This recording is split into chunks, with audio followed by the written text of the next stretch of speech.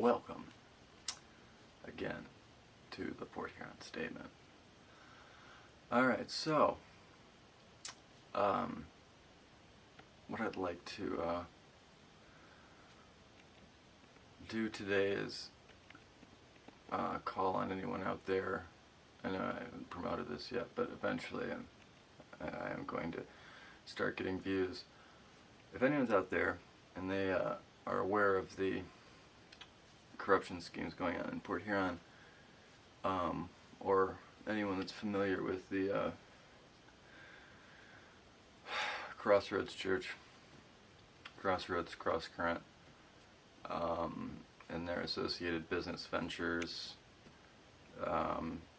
across the country. I mean, the number of indictments against associated members is really high, but the FBI is fucking it up.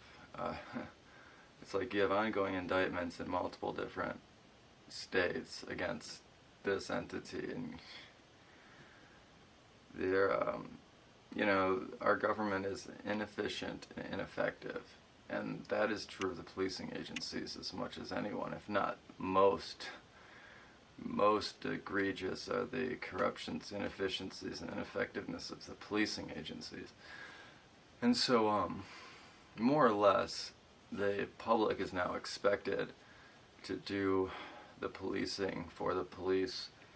And so in essence, what I'm asking is anyone that has anything that'll strengthen the case in terms of alleviating the corruption and exploitation, the outrageous and disgusting exploitation and criminal activity and financial exploitation. I mean, I don't know how there are so many people that have children that have been exploited now that have approached me, and there are so many young girls and even a couple young boys that have now approached me about this issue. And what's fucking frustrating to me is that so many parents are letting their kids be sexually exploited in this town and just alright with it. They either feel that they can't do anything about it or they feel intimidated. Either way, what the fuck? This is happening because so many people are letting it happen, period. These types of exploitation schemes cannot continue unless an enormous percentage of people are complicit or ignorant. So my goal is to alleviate the ignorance part, because the complicitness part, when you're being exploited by an organization, don't be loyal to them. And never be loyal to someone that's intimidating you or threatening you or exploiting you, like, that loyalty will never reward you. It'll only reward your oppressor.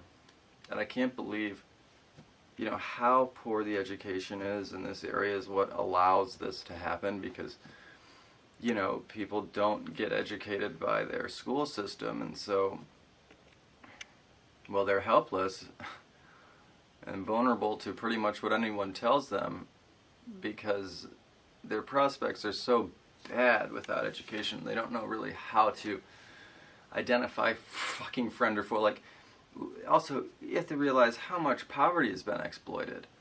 So if you're poor and your quality of life is so shit, then you're willing to be complicit with these horribly unconscionable schemes because your quality of life is unconscionable. So at some point, it's rational to fuck over the society in pursuit of your own best interest, right? That's, I think, what a lot of this is.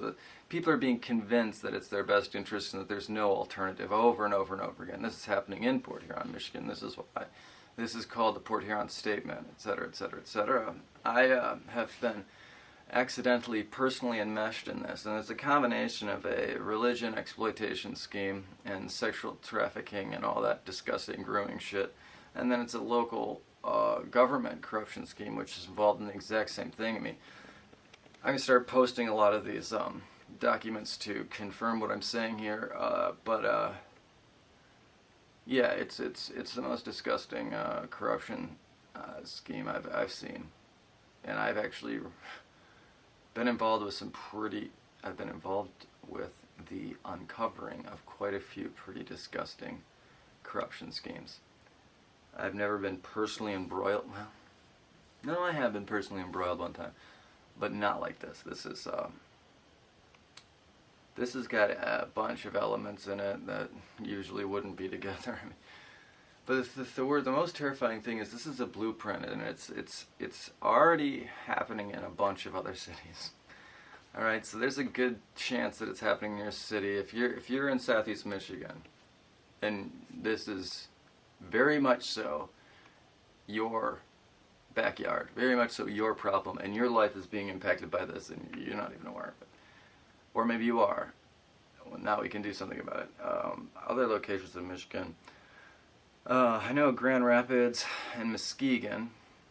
That's where two other Crossroads churches, and you'll notice that they'll have a Crossroads diner. They'll have all these other businesses that have the dog whistle, so that the members of the congregation know to patronize those businesses. And that's part of the quid pro quo, you know. You place people in these you set them up with these businesses, and then you establish leverage and loyalty. And over again, that's the pattern. And whenever anyone introduces anything approaching a challenge to their authority and this is Crossroads, their unique relationship with God, then they will start fucking you over, attacking you, and the amount of lying and sociopathic behavior is enormous. And the fact that this is such a common problem with this church, I encourage you to research Crossroads Church and all the associated entities. They are riddled with corruption allegations, sex crime, fucking indictments all over the country. I mean, there are multiple survivor groups. If your church has a survivor group, it's fucked, okay? People shouldn't feel like they are perpetually traumatized by the experience of going to a church or an associated religious rehab, because that's a major siphon, or an associated Christian counseling program, major siphon. And then we have the false flagging, which I'm going to go and find out now, because I know that a lot of Crossroads Church members have told me about other bad pastors, and actually almost all of them have turned out to be actually bad, but then also associated. So then I'm asking myself, so then, yeah, I'm going to go through and, you know, I'm verifying I'm trying to verify every allegation, but there are a lot. And thankfully, most of them are levied against the same couple individuals and organizations. It's mostly just Crossroads and the associated churches, and then Port Huron, the river is an obvious example, but, you know, and all these people are talking shit about the river that I find out now are associated with Crossroads, but they're all in trouble for the same shit. And they're associated. The Milk House, if you live in this area, the Milk House is a fucked up, essentially it's a laundry and clearing house, and it's a exploit teens and young people warehouse. Between financial exploitation, labor exploitation, just utter dominance and oppression, but then we have, of course, the sexual exploitation, which just keeps getting brought up over and over again, and all of these stories are so paralleled. And then when we look at the discredit techniques that they utilize, it's schizophrenia, and then they tell their entire congregation to fuck you over. And so that I need to figure out how the bells and whistles work there, because obviously there's a tiered thing here. I found out from one of the congregation while I was being threatened that there's definitely a tiered element to it. You know, because there are some members are considered naive, and I don't know if that's the term that they're using universally. I also have become familiar with a call forwarding scheme and the fact that they have allowed their phones to get hacked to pieces. So if you try and contact one of these people, there's a high degree of likelihood that they will have an automatic call forwarding set up so you can't directly contact them. Which is really intimidating because Matt King, the sheriff, is also directly involved in these schemes, all of them. And given the new Patriot Act allowances, it's not unlikely that he is directly allowing this call forwarding and these call interceptions to happen, utilizing the agency that he has been gifted by the Patriot Act, which is just all of this power is going unchecked, and it's going to go even more unchecked. And I hate the Democratic Party at this juncture, but Donald Trump will enable the worst things to happen in this country. The local Republican Party is a big part of the clearinghouse and a big part of the coalescence of these evil pieces of shit. But then also, you know, our local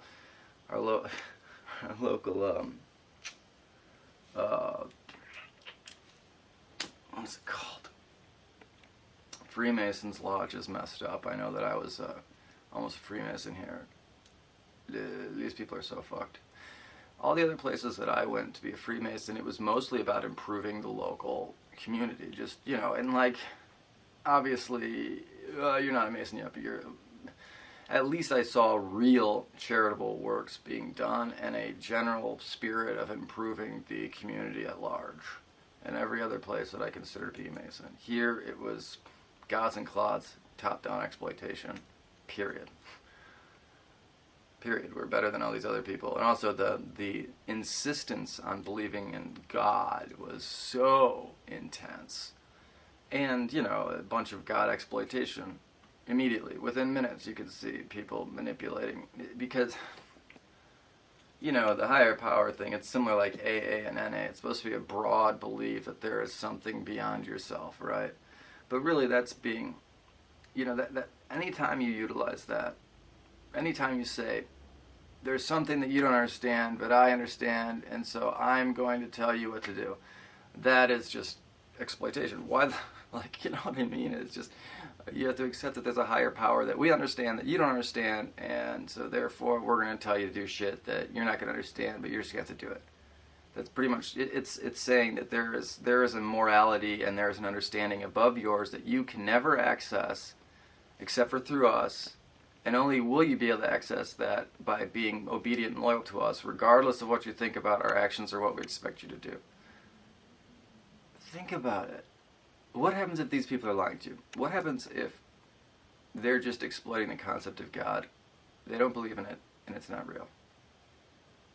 Because these people in these exploitive Christian churches are not authentically preaching to you. They are exclusively telling you things in order to exploit you, financially and sexually. And it's such a pattern thing, and it's occurring in so many of these crossroads churches that, I mean, if it quacks like a duck, if it walks like a duck, if it looks like a duck, I mean, if it's in the zoo and it's labeled a duck, you know, it's a duck. We got ourselves a bunch of ducks in the Port Huron area. Again, I hope that you read the Port Huron statement. I'm actually going to read it to you. I think it's going to be one of my projects. And then we're going to continue to visit Reisner and the other individuals that are aware of the local exploitation. And we're going to keep doing that. Every week I'm going to talk to at least one new person. And Reisner, we're going to keep going with him because his thing is so many years and so many different situations, but they all follow the same pattern. It's that discredit pattern, it's the arrest pattern, it's the frustrate and harass pattern, and it's the impoverish pattern. And then also, obviously, try and get you to sign some BS, you know, some BS amnesty agreements and some BS non-disclosure, something to prevent you from explaining what's really been going on. If they're ever going to stop harassing you, it's going to be only through some type of, you know, agreement that's going to prevent you from holding them liable or from even explaining what really happened. And that's what they're trying to do with Reisner, because it's such a clear harassment case.